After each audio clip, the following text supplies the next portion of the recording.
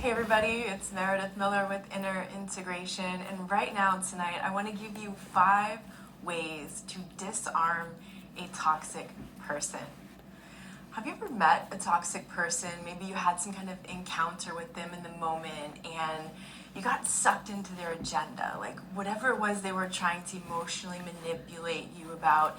You got sucked in, and then maybe afterward you just felt awful. Maybe like you didn't even understand what happened or how it happened, and you were just like, oh, I coulda, woulda, shoulda done all this other stuff, but you just didn't think in the moment what you can do. You didn't know what tools you could use with a toxic person. So chances are you know at least one of these people. Maybe someone in your family, maybe your intimate relationship, maybe someone in your friend circle, someone at work, or just random people that you meet in society. So I have 5 ways to help you disarm a toxic person and opt out of their game. So plus, if you stick around here, you're going to learn some really helpful phrasings that you can use, like mental Tai Chi, right? So when a person comes at you with a covert, aggressive manipulation tactic, you can kind of use these phrases to Tai Chi that away. So you don't get involved in the attack, you don't go on the self-defense, you don't really feel horrible afterwards because you kind of just move the stuff away. So the very first thing that you can do is to breathe. Take some deep breaths, right? You can always take 3 breaths before you respond to someone. When you start focusing on the breath, that makes you present. It brings you into the moment. You become like totally mindful and present in that moment. You start to notice new things. You start to notice maybe your heart's palpitating, maybe your hands are sweating, maybe you notice how that person is triggering you emotionally. Maybe you're like, man, they hit on that shame thing. They just know how to imply you're not worthy, right? And you notice, man, that's the trigger every time, right? So you're catching on. The more you breathe, the more present you are, the more mindful you are of what's going on. Number 2 is set a new boundary and enforce it. That boundary might be as simple as saying no. Maybe you're at work and the toxic person, maybe it's your boss or another coworker, and they're just trying to get you to take on the extra work. They always want you to take on the extra work, right? So you say, I'm sorry, I have a lot on my plate right now, and I simply don't have the bandwidth for it. We're gonna need to delegate that to someone else. You know, you start saying no in some way. Maybe in your intimate relationship, you know, the person's always asking you to do something for them, like always, always, and you never get to pick you first. And so finally that night you stand up and you say, no, I'm not gonna watch that series with you. I'm gonna go do this thing for me. You set a boundary, you say no, and you enforce it.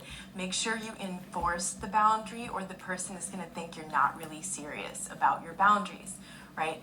So number 3 is to observe. That means watch it like you're watching a movie. Like you're not you and you're not the other person. You've separated yourself from you and this other person. So it looks like something's happening with the feed. Hopefully it's okay. I don't do this very often. I'm gonna get used to this.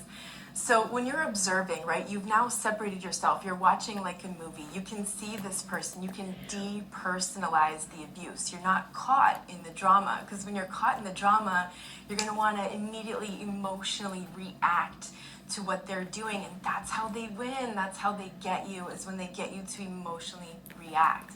Right? So you don't want to get upset and angry. You don't want to act really happy and positive either, because either emotional reaction, they're just going to hone in on that and somehow manipulate it. So when you're observing things, it becomes less emotional. You can detach, you can watch the movie, you can see things happening from a different perspective. It gives you more of a delayed response, and it gives you a lot more power in how you respond. So number 4 on this tactic list is to guard your attention like your life depends on it, because it probably does. where you focus your attention is where you focus all the power of your mind. And that is the greatest tool that the narcissist, the psychopath, the sociopath, the borderline personality will use against you. They want to direct your attention to something. They want you to focus here.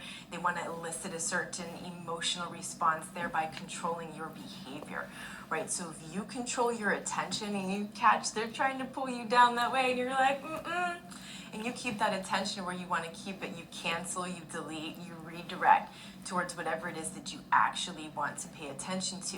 You know, they'll like to invite you to doubt yourself, for example. And, you know, maybe you tell them about a hope or dream you have for the future, and they're like, well, you know, blah, blah, blah, blah, blah. And it's like the seed of doubt, right? And you're like, yeah, I've already thought about that, but not interested. Maybe it's a fear. Well, you know, you should be really, really afraid because of this or that, you know. Maybe you can't do it. Maybe it just all falls apart, you know, and they try to talk you out of it. And you just say, need a freelancer? Go to Fiverr.com and find one in seconds. Or don't go to Fiverr and waste your time searching. no, thank you. And you focus your attention on the positives, on your strengths, on how, you know, you've done this already or something similar and you can do it again. You know, maybe they even like try to entice you to take actions against your integrity, right? They love to do that. Then they can manipulate the guilt around that. So when you're really paying